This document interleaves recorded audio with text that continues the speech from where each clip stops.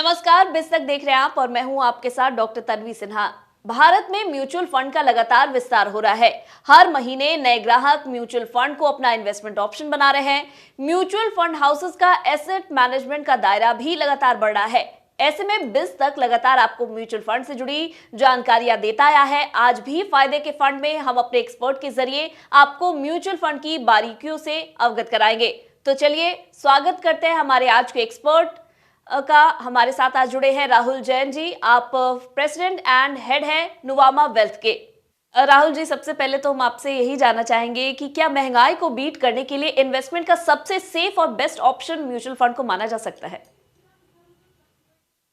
देखिए तन्वी जी, अगर आप इंडिया का इन्फ्लेशन देखें जो 6.5% चल रहा है, और फिर जनरली जो लोग इन्वेस्ट करते हैं एफडी जैसे प्रोडक्ट में, जहां पर अगर आप इन्फ्लेशन और टैक्स को बीट करें तो नेगेटिव रिटर्न्स ही आते हैं।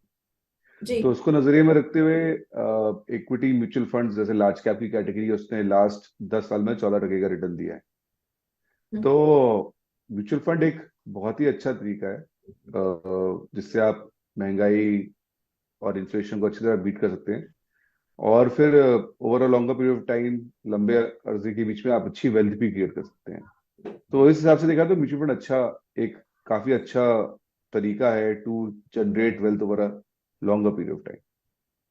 जी।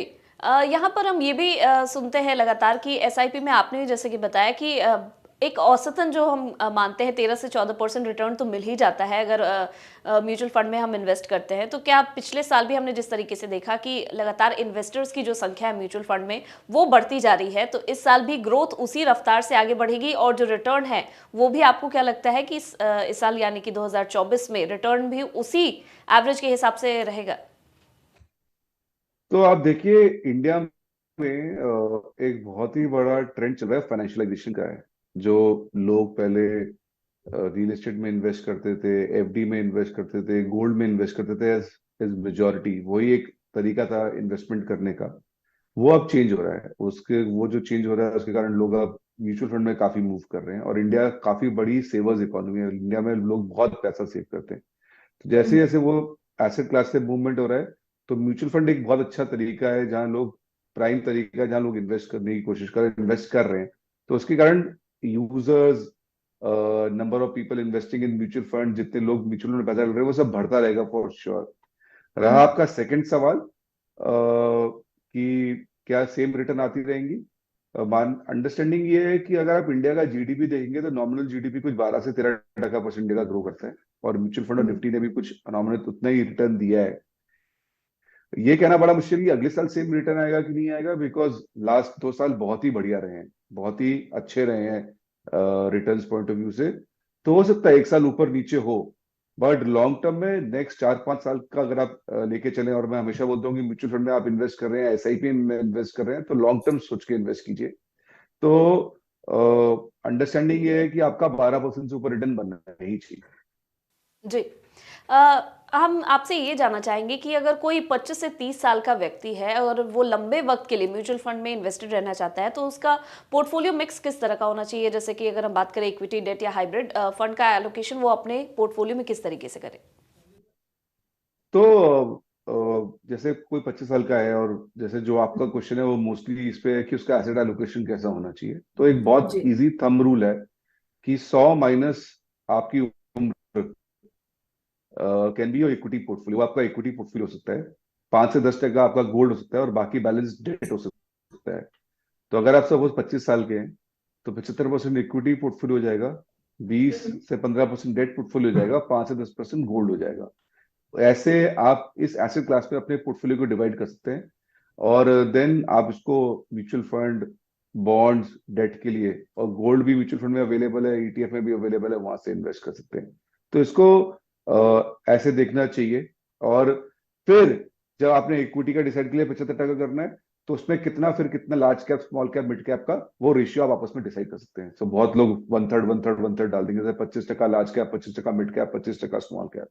कुछ लोग बोलते हैं मेरा रिस्क ज्यादा है तो मैं ज्यादा स्मॉल कैप, मिड कैप ले सकता हूँ, लार्ज कैप कम ले सकता हूँ। तो आई एम सेइंग इसके बेसिस पे आप अपना रेशियो डिसाइड कर सकते हैं। जी, बिल्कुल। कहते हैं कि आप अपने रिस्क एपेटाइट और अपने फाइनेंशियल एम के हिसाब से अपने जो भी पैसे हैं उसको एलोकेट कर सकते हैं अलग अलग तरह के म्यूचुअल फंड्स में। लेकिन हम आपसे ये जानना चाहेंगे, एक एग्जाम्पल के साथ अगर हम बात करें तो अगर वही 25 से 30 साल का व्यक्ति है और उसके पास 10,000 रुपए है सेविंग्स में और वो उसे इन्वेस्ट करना चाहता है, तो किस तरह के फंड्स में वो इन्वेस्ट कर सकता है, कैसे शुरुआत करे, क्या उसका डिवाइड होना चाहिए? तो अगर वो पहली बार इन्वेस्ट करना चाह रहा है और पहली बार इन्वेस्ट करेगा, तो मेरा ये मानना है उसको डाइवर्सिफाइड म्यूचुअल फंड्स ढूंढने चाहिए जो अच्छे फंड मैनेजर्स हैं, जिनका अच्छा ट्रैक रिकॉर्ड है, उनका अच्छा ईएम है, उन्होंने पहले से ये साबित किया है कि उन्होंने अच्छा परफॉर्मेंस दिया है, उन फंड्स के पास जाना चाहिए। मेरे हिसाब से 10,000 रुपए है तो कुछ 4 से 5 फंड्स आइडेंटिफाई करने चाहिए। और 4 से 5 फंड आइडेंटिफाई किए तो ऐसा कर सकता है कि एक फंड, दो फंड लार्ज कैप के ले सकता है, दो मिड कैप के ले सकता है, एक स्मॉल कैप के ले सकता है। तो 5 फंड्स के अंदर 2-2 हजार रुपए का एसआईपी, 10,000 रुपए उसका इन्वेस्ट हो जाएगा इफेक्टिवली। और सिंस इसमें large cap, mid cap, small cap सब में वो पार्टिसिपेट कर पा रहा है, तो उसका नॉमिनल रिटर्न कुछ 15-16% के आसपास बन सकता है, if you see the past performance के हिसाब से। जी, आपने जिस तरीके से बताया 3 से 4 फंड्स में वो पैसे लगा सकते हैं। बहुत बार जो नए निवेशक होते हैं उनके मन में यही सवाल रहता है कि कितने फंड हाउसेस में वो पैसा लगाएँ, कितने फंड्स में वो पैसा लगाएँ, ताकि वो ऐसा ना हो कि अचानक से बहुत सारा फंड्स होने के कारण वो उसे ट्रैक करने में उन्हें मुश्किल आने लगे या कोई परेशानी हो। तो क्या किसी तरीके से कैपिंग भी करनी आपके हिसाब से ज़रूरी होती है अगर जो नए निवेशक हैं उनके लिए? मैं कह रहा हूँ नया निवेशक हो या पुराना निवेशक हो, नंबर ऑफ फंड्स तो पक्का ही रिस्ट्रिक्ट करना चाहिए, एक कैप तो लगाना ही चाहिए। बिकॉज अगर आपके पोर्टफोलियो में 10 से मतलब ज्यादा फंड्स हो गए, फॉर एग्जांपल मेरे को लगता है कि 8 से 10 फंड्स होने चाहिए मैक्सिमम किसी के पोर्टफोलियो में, क्योंकि वो उसको ट्रैक भी कर पाएगा, फिर कभी अपॉर्चुनिटी है कि उसको टॉप अप भी कर पाएगा। पर जैसे अगर ये फंड 10 से ऊपर चले गए, मैंने बहुत क्लाइंट देखे हैं, बहुत इन्वेस्टर देखे जो 20-20, 25-25 फंड रन करते हैं। तो मोटा माटी मैंने देखा है कि वो जो 20-25 फंड रन करते हैं, उनके जो 4-5 मेजर फंड होते हैं उन्हीं पे फोकस कर पाते हैं, बाकी उनको ध्यान में नहीं रहता है। तो अगर उनकी जी। परफॉर्मेंस खराब हुई तो उसको रिडीम करना चाहिए था, वो नहीं कर पाते हैं। या कभी अच्छी सिचुएशन है या मार्केट गिरा तो और ऐड करना चाहिए था, वो नहीं कर पाते हैं। तो अगर 8 से 10 फंड्स रहेंगे तो आपका ट्रैकेबिलिटी बेटर रहेगा, आपका अंडरस्टैंडिंग बेटर रहेगा, you are chances of getting more opportunities on that will be very high. तो 8 से 10 फंड एक बहुत अच्छा पोर्टफोलियो साइज है इफेक्टिवली एक इन्वेस्टर के लिए, जिसके उस मिक्स के अंदर वो इन्वेस्ट कर सकता है for a longer period of time. जी। और ऐसा होता साथ रहेगा कि एक दो फंड जो नॉट परफॉर्मिंग है उसको बाहर निकल गया, नया आ गया, पर 8 से 10 ही रखना चाहिए किसी को। जी, बिल्कुल, अभी मैं यही सवाल पूछने वाली थी कि क्या म्यूचुअल फंड में प्रॉफिट बुकिंग भी की जा सकती है या करना आप कितना सही मानते हैं? सो देखिए, डिपेंड करता है कि प्रॉफिट बुकिंग किस लिए। अगर आप लॉन्ग टर्म इन्वेस्टर हैं और अगर आपका इंटरेस्ट ये है कि मैं 12 से 14 या 15 से 16 बनाऊं डिफरेंट कैटेगरीज, तो प्रॉफिट बुकिंग करने की जरूरत क्या है? क्योंकि आइडिया ये बहुत ही मुश्किल है किसी को पता करना कि अभी प्रॉफिट बुकिंग करने के बाद मार्केट ऊपर जाएगा कि नीचे जाएगा। और आप तो लॉन्ग टर्म इन्वेस्टर हैं, अगर आप एसआईपी रूट में हैं तो अगर मार्केट गिरा तो नई एसआईपी वैसे भी लोअर एनएवी पे आ जाएंगी आपकी। तो ऑटोमेटिकली आपकी एवरेज प्राइसिंग या वैल्यू इंप्रूव ही होती जाएगी इन दैट सेंस। तो मेरे हिसाब से इन्वेस्टर को बियॉन्ड अ पॉइंट दिमाग नहीं लगाना चाहिए प्रॉफिट बुकिंग का, अगर उनका लॉन्ग टर्म का पर्सपेक्टिव है। एक दूसरा जी। तरीका और देखने का है कि अगर आप एसेट एलोकेशन की बात करें, जो हम पहले भी बात कर रहे थे, और सपोज आपकी एसेट एलोकेशन होनी चाहिए 50-50, मान लीजिए इक्विटी की 50-50 डेट की। एक आप 40-50 साल के, 50 साल की उम्र के हैं, आपका 50% इक्विटी में होना चाहिए, 50% डेट में होना चाहिए। अब मानिए आपका पोर्टफोलियो साइज बढ़ गया, प्रॉफिट हो गया, और आपका अब एलोकेशन 70-30 हो गया है because of rise in equity price और राइज इन एनएवी। तो वो एक अच्छा टाइम है जहां आप वापस वो 70% को वापस 60 या 55 के आसपास लेके आइए, उस पैसे को वापस डेट में डालिए। तो वो चेंजेस करने चाहिए, उधर प्रॉफिट बुकिंग करनी चाहिए। अदरवाइज अगर आपका लॉन्ग टर्म व्यू है तो नहीं करना चाहिए एसेट एलोकेशन के पॉइंट ऑफ व्यू से। अगर आपके इक्विटी में अच्छे रिटर्न आए और आपका एसेट एलोकेशन चेंज हो रहा है उसके कारण, तो आपको प्रॉफिट बुकिंग करनी चाहिए। जी, लॉन्ग टर्म की हम हमेशा बात करते हैं कि म्यूचुअल फंड में जब भी निवेश करें तो लॉन्ग टर्म का नज़रिया रखें। ऐसे में लॉन्ग टर्म आप कितने साल को कह सकते हैं? अगर एक बार कोई पैसा लगाता है तो कम से कम कितने सालों तक उसे अपने पैसे को म्यूचुअल फंड में रखना चाहिए? तो मेरे ख्याल से तो जो एसआईपी के इन्वेस्टर्स हैं, जो म्यूचुअल फंड में इन्वेस्ट करते हैं इक्विटी पॉइंट ऑफ व्यू से, जैसे फॉर एग्जांपल स्मॉल कैप और मिड कैप में आजकल काफी रुझान है, लोग काफी इन्वेस्ट कर रहे हैं स्मॉल कैप मिड कैप में। तो वहां तो मेरे हिसाब से लॉन्ग टर्म कम से कम 5 साल तो होना ही चाहिए, 5 साल से नीचे तो सोचना ही नहीं चाहिए निकलने से पहले। बिकॉज आप अलग अलग साइकिल में घुसेंगे तो नीचे भी आ सकता है, ऊपर भी आ सकता है। तो आप ऐसे ना हो कि आप नीचे जाए तो आप पैनिक करना शुरू कर जाएं। तो अगर आप आपका 5 साल का नजरिया रहेगा तो आप हमेशा कंफर्टेबल रहेंगे। तो 5 साल का व्यू तो रखना ही चाहिए एक इन्वेस्टमेंट करने के लिए।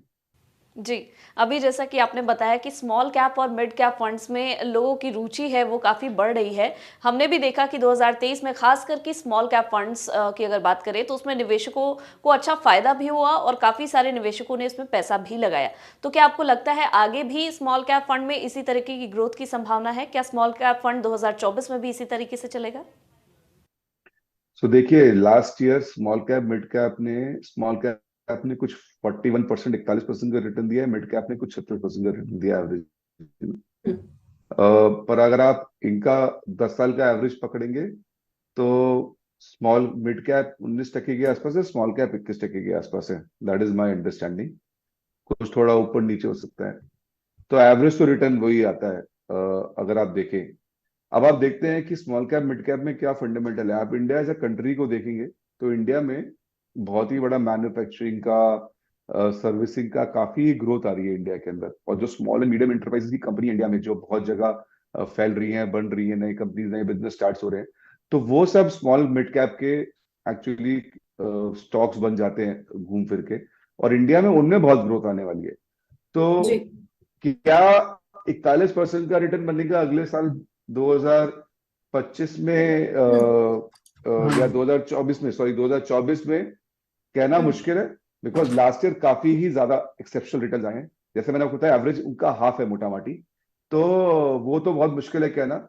हो सकता है कि कम रिटर्न आए, उतना रिटर्न तो नहीं है। बट अगर आप लॉन्ग टर्म में देखेंगे स्मॉल कैप मिड कैप का, क्योंकि फंडामेंटली इंडिया में कंपनीज ग्रो कर रही हैं, इंडिया का जीडीपी ग्रो कर रहा है, उसके हिसाब से स्मॉल कैप मिड कैप में आपको हमेशा लॉन्ग टर्म में अच्छा रिटर्न जनरेट करेंगे। जी, और भी हमने एक्सपर्ट से इस दौरान जब बात की तो उन्होंने भी यही कहा कि 2023 में स्मॉल कैप फंड्स ने काफ़ी ज़्यादा इंटरेस्ट दिया, फ़ायदा लोगों को पहुंचाया, लेकिन शायद एक बार जब उन्हें इतना फ़ायदा हो चुका है तो 2024 में उस लेवल पर उन्हें रिटर्न मिलने की संभावना थोड़ी कम हो जाती है। तो लेकिन फिर भी अगर लंबी अवधि में वो स्मॉल कैप फंड में निवेश करते हैं तो उन्हें प्रॉफिट तो मिलेगा ही। लेकिन जहाँ स्मॉल कैप फंड की बात आती है तो जितना उन्हें रिटर्न की खुशी होती है उतनी जोखिम भी उसमें ज़्यादा रहता है। तो ऐसे में थोड़ा सा उन्हें सचेत होकर और समझदारी के साथ आगे बढ़ना चाहिए। सर, यहाँ पर जैसे हम रिस्क और रिवॉर्ड फैक्टर की बात कर रहे हैं तो हम ये भी समझना चाहेंगे कि क्या स्मॉल कैप फंड के रिस्क को कम करने के लिए जो हमारे व्यूअर्स हैं जो अभी इनिशियल इन्वेस्टिंग फेज में हैं वो अपने एसेट एलोकेशन को लार्ज और मिड कैप में डिवाइड करने के बारे में कैसे सोच सकते हैं? तो मेरे को लगता है कि अगर आपको लॉन्ग टर्म फंडामेंटली पैसा बनाना है इक्विटी मार्केट्स में थ्रू म्यूचुअल फंड के रूट से, तो हमेशा आपको डाइवर्सिफाइड पोर्टफोलियो ही रखना चाहिए। डाइवर्सिफाइड पोर्टफोलियो रखना चाहिए कि large cap, mid cap, small cap का कुछ कॉम्बिनेशन ही होना चाहिए हमेशा। आपके रिस्क एपिटाइट के, आपके रिस्क टेकिंग कैपेबिलिटी के हिसाब से आप स्मॉल कैप लार्ज कैप को ऊपर नीचे कर सकते हैं। पर अगर आप, जैसे मैंने आपको बताया कि जैसे फॉर एग्जांपल आप 10 साल का रिटर्न देखिए, लार्ज कैप का 14 है, मिड कैप का 19 है, और स्मॉल कैप का 21 है। तो मिड कैप और स्मॉल कैप में कुछ बहुत ज्यादा ऐसा अंतर नहीं है, मतलब 2-3% का ही, 200-300 बेसिस पॉइंट का ही फर्क आता है। तो हमेशा कॉम्बिनेशन होना चाहिए। बिकॉज हमने बहुत सारे साइकिल ऐसे भी देखे हैं जहाँ स्मॉल कैप मिड कैप ने बहुत कम अंडर परफॉर्म किया है इफेक्टिवली। तो अगर आप कॉम्बिनेशन रखेंगे तीनों का मिला के, तो आपका रिस्क रिवॉर्ड अच्छा हो जाएगा। एक तो ये है। सेकेंडली, आपका माइंडसेट भी बैलेंस रहेगा। बिकॉज अगर आपने कभी देखा कि स्मॉल कैप गिर गया 20% से, तो आप पैनिक भी कर सकते हैं, आपको थोड़ा कंफ्यूजन भी हो सकता है कि मैंने गलती तो नहीं करती, मुझे इन्वेस्टमेंट करना चाहिए नहीं करना चाहिए था। उस टाइम आप रिडेम्पशन भी कर सकते हैं। तो अगर बैलेंस पोर्टफोलियो रहेगा तो आपका माइंडसेट भी बैलेंस रहेगा, और उसके कारण आप लॉन्ग टर्म रख पाएंगे उसको। और लॉन्ग टर्म में रखने में तो आपका पैसा बनने वाला है, बिकॉज कंपाउंडिंग का बहुत बड़ा इंपैक्ट होगा उसके कारण। जी, मल्टी कैप और फ्लेक्सी कैप फंड्स के बारे में भी हम जानना चाहेंगे, जहां आप बता रहे हैं कि हम अपने पोर्टफोलियो को डाइवर्सिफाई करें तो क्या उसमें मददगार साबित हो सकता है फ्लेक्सी कैप और मल्टी कैप फंड? हाँ, मतलब एक वो भी तरीका है करने का। जैसे मल्टी कैप में तो सेबी का रेगुलेशन है कि आप तीनों कैटेगरी में 25-25% आपको मिनिमम रखना ही पड़ेगा इफेक्टिवली। ना उसके बाद फंड मैनेजर का है कि वो बाकी कितना रखेगा। जैसे 25% आपने small cap, mid cap, large cap में, 75% हो गया। अभी वो बाकी 25% स्मॉल कैप में ऐड करेगा, मिड कैप में ऐड करेगा, लार्ज कैप में ऐड करेगा, वो फंड मैनेजर का है। तो एक अच्छा तरीका है इन दैट सेंस कि आप rather going through multiple fund, आप एक मल्टी कैप में कर लें। फ्लेक्सी कैप में ऐसा है कि फंड, उसमें कोई रिस्ट्रिक्शन नहीं है, फंड मैनेजर खुद डिसाइड कर सकता है कितना करना है। तो ऐसा हो सकता है कि मार्केट में स्मॉल कैप चल जाए, पर फ्लेक्सी कैप में अभी भी फंड मैनेजर ने लार्ज कैप में ज्यादा एक्सपोजर ले रखा है। तो मेरा ये मानना है कि अगर आपको small cap, mid cap, large cap में करना है, तो आइदर आप अपने सिलेक्टेड फंड्स के थ्रू कर सकते हैं small cap, mid cap, large cap में, या फिर आप मल्टी कैप के थ्रू भी जा सकते हैं। दोनों में ही मोस्टली आपको आपको वो एक्सपोजर मिल जाएगा, small cap, mid cap, large cap का। जी। दोनों ही जब हम बात करें मल्टी कैप और फ्लेक्सी कैप फंड की, तो दोनों में जो फंड हाउसेज हैं उनका एक अहम रोल होता है। ऐसे में हम देख रहे हैं कि लगातार कई नए फंड हाउसेज भी मार्केट में आ रहे हैं। नए इन्वेस्टर्स को उनमें इन्वेस्ट करने से पहले किस तरीके से ये जांच करनी चाहिए कि वो जिन फंड हाउसेज के थ्रू जा रहे हैं इन्वेस्टमेंट के रास्ते, वो उन्हें अच्छा रिटर्न देंगे, वो अच्छी तरीके से उन्हें गाइड कर पाएंगे। ऐसे में ट्रैक रिकॉर्ड वाले फंड्स पर दाव लगाना सही होगा, या जो नए फंड हाउसेस हैं उनको भी चेक करने का कोई तरीका हो सकता है? तो देखिए, अगर नया निवेशक है तो मेरा तो मानना है कि वो ऑलरेडी प्रूवन ट्रैक रिकॉर्ड वाले फंड्स के पास जाए, और वो बेटर स्ट्रैटेजी रहेगी उनके लिए। पर पर कोई पुराना निवेशक है जिन्होंने ऑलरेडी अच्छे फंड्स पे पैसा लगा रखा है, उनकी अच्छी ग्रोथ आई है, तो नए फंड्स में हमेशा देखा गया है कि कुछ कुछ नए नए आइडियाज भी मिलते हैं आपको। तो अगर आपके पोर्टफोलियो में उन नए आइडिया की कमी है, तो आप वो एनएफओ के थ्रू नया आइडिया लिया लिया जा सकता है। वाइल आप ये एनएफओ के थ्रू नया आइडिया ले सकते हैं, आप देख सकते हैं कि कौन कौन से फंड मैनेजमेंट, कौन कौन से फंड हाउसेज अच्छा परफॉर्म कर रहे हैं, और फिर आप उसके बेसिस में उसको सेलेक्ट भी कर सकते हैं, घूम फिर। जी। अगर हम बात करें इस दौरान, आपको काफी साल का अनुभव है, तो ऐसे में आपने देखा होगा 2024 के हिसाब से हम आपसे जानना चाहेंगे किस सेक्टर्स पर फोकस इस दौरान है म्यूचुअल फंड हाउसेस का? तो देखिए, मेरे को लगता है कि ये सेक्टर वाला कॉन्वर्सेशन काफी सिंपल नहीं है, कॉम्प्लेक्स है। और मुझे लगता है कि इन्वेस्टर को वो अपने ऊपर ना लेके फंड मैनेजर को देना, दिखा डिसाइड करना चाहिए कि इसको कौन से सेक्टर में इन्वेस्ट करना है, बिकॉज उनका फुल टाइम यही काम है। उनकी काफी अंडरस्टैंडिंग है, वो काफी चीजें को ट्रैक करते हैं, काफी सोच सकते हैं, काफी कंपनियों से मिलते हैं। तो रादर देन इन्वेस्टर डिसाइडिंग कौन से सेक्टर में इन्वेस्ट करना चाहिए, मुझे लगता है कि आप डाइवर्सिफाइड म्यूचुअल फंड लीजिए, और जो फंड मैनेजर है वो small cap, mid cap, large cap में जनरली उन्हीं सेक्टर्स में एक्सपोजर लेगा, या उन्हीं सेक्टर की स्मॉल कैप, मिड कैप को पकड़ेगा, लार्ज कैप को पकड़ेगा, जहां उसको लगता है कि सेक्टर अच्छा ग्रो करने वाला है। तो ये decision rather investor taking on is own, because बहुत इन्वेस्टर्स को आइडिया भी नहीं होता, वो ऑलरेडी बहुत अपने काम में इतने बिजी रहते हैं। ये कॉल फंड मैनेजर को लेना बेटर रहेगा than investor taking the call, because fund manager की काबिलियत काफी ज्यादा है उसमें, उस डिसीजन को लेने जी। के लिए। जी, लेकिन यहाँ पर हम आपसे ज़रूर जानना चाहेंगे कि क्योंकि भारत की ग्रोथ स्टोरी में हम ये समझना चाहेंगे कि 2024 में किन सेक्टर्स का बड़ा रोल हो सकता है, क्योंकि बहुत सारे हमारे जो व्यूअर्स हैं वो ना केवल म्यूचुअल फंड के थ्रू लेकिन मार्केट में भी अपने पैसे, शेयर मार्केट में भी पैसे लगाते हैं, उनके कंपनियों में इन्वेस्टमेंट्स हैं। तो आपके हिसाब से आपको क्या लगता है कि 2024 के लिए किन सेक्टर्स पर फोकस रहने वाला है? तो अगर आप सेक्टर्स का पूछ ही रहे हैं तन्वी जी, तो मुझे लगता है कि तीन सेक्टर्स मुझे काफी इंटरेस्टिंग लगते हैं। एक तो इंफ्रास्ट्रक्चर काफी इंटरेस्टिंग लगता है, बिकॉज गवर्नमेंट का काफी फोकस है, और आप देख भी रहे हैं कितना काम चल रहा है रेलवेज में, हाईवेज में, which all are part of infrastructure. तो वो एक बहुत अच्छा सेक्टर है। सेकेंड है, जितने भी पब्लिक सेक्टर बैंक्स हैं या उनकी कंपनीज हैं, उसमें भी काफी इंटरेस्ट आ रहा है, और काफी उसमें ग्रोथ भी आई है, और काफी उसके शेयर प्राइसेस भी बढ़े हैं लास्ट एक साल में। वो सेक्टर अच्छा ही लग रहा है, बिकॉज गवर्नमेंट की policies are helping them to make become more efficient. और थर्ड है, प्राइवेट बैंक्स काफी अच्छे लग रहे हैं, बिकॉज काफी अच्छे वैल्यू पे हैं, उनकी बैलेंस शीट काफी क्लीन अप है। तो ओवरऑल ये तीन सेक्टर मुझे काफी अच्छे लगते हैं। जी। चलिए एक बार फिर से म्यूचुअल फंड को लेकर अपनी चर्चा को जारी रखते हैं। म्यूचुअल फंड में निवेश करते वक्त क्या कुछ सावधानियां बरतनी चाहिए हमारे व्यूअर्स को, वो हम जानना चाहेंगे। तो एक तो ये सावधानी बरतनी चाहिए कि सिंस सबका रुझान स्मॉल कैप में है, तो आप पूरा पैसा स्मॉल कैप में ना डाल दीजिए। आपको मिक्स बनाना चाहिए, large cap, mid cap, small cap का। एक सेकंड सावधानी ये रखनी चाहिए कि सारा पैसा इक्विटी में नहीं डालना चाहिए, combination of debt, equity, gold होना चाहिए, जो एसेट एलोकेशन की फिलॉसफी है। थर्ड ये है कि आप उन्हीं फंड मैनेजर्स को, उन्हीं फंड हाउसेस को सेलेक्ट कीजिए जिनका प्रूवन ट्रैक रिकॉर्ड है, एयूएम में उन्होंने अच्छा ग्रोथ दिखाया है। तो अगर आप ये तीन चीजें करेंगे तो मुझे लगता है कि मोटा माटी आपका एक अच्छा पोर्टफोलियो बन जाएगा। और आप उसको फिर, सबसे इंपॉर्टेंट सावधानी ये है कि आप उसको फिर कंटिन्यू करिए कंसिस्टेंटली फॉर लॉन्ग टर्म, क्योंकि कंपाउंडिंग और लॉन्ग टर्म का बहुत बड़ा बेनिफिट होता है। जनरली मैंने देखा है कि लोग जल्दी निकल जाते हैं, उनको कोई कुछ बोल देता है तो जल्दी वो, उनका माइंडसेट चेंज होता है। वो गलती ना कीजिए। तो ये चार चीजें दिमाग में रखिए। जी, हम लगातार ये भी देख रहे हैं कि लोगों में जो फाइनेंशियल अवेयरनेस है वो धीरे-धीरे बढ़ रहा है। कोविड के बाद से एक बड़ा हमने देखा ट्रांज़िशन आया है। लोग अब ये समझ पा रहे हैं कि सिर्फ़ जो वो रेगुलर 9 टू 5 जॉब करते हैं उसमें अपने पैसे कमाने से बेहतर होगा कि वो कुछ ना कुछ साइड इनकम के तौर पर भी ज़रूर देखें और पैसे वहाँ से भी बनाएँ। तो ऐसे में इन्वेस्टमेंट एक बहुत अच्छा नज़रिया है जो वो रख सकते हैं।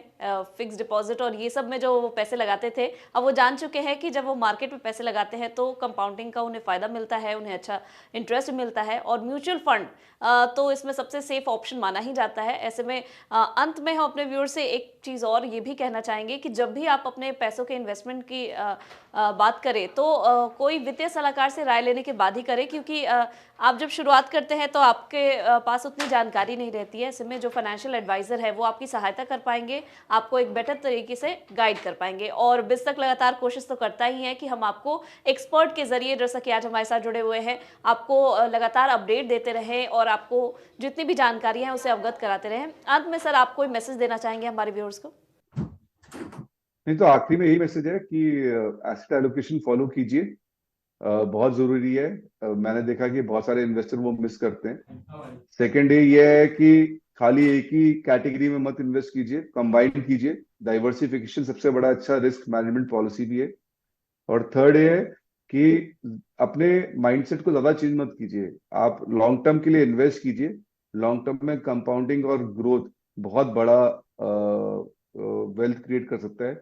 और जनरली देखा है कि वही गलती लोग करते हैं। तो ये तीन चीजें फॉलो करेंगे तो मुझे लगता है कि काफी पैसा कमा सकते हैं, काफी वेल्थ क्रिएट कर सकते हैं थ्रू म्यूचुअल फंड्स। जी, बहुत-बहुत शुक्रिया हमारे साथ जुड़ने के लिए और हमारे व्यूअर्स को इतनी अहम जानकारी देने के लिए। इसके आपका बहुत-बहुत धन्यवाद। Thank you Tanvi for inviting me. Thank you very much. उम्मीद है आपको हमारा ये इंटरव्यू सीरीज पसंद आ रहा होगा। अगर आपके मन में भी कोई सवाल है तो हमें कमेंट कर जरूर बताएं।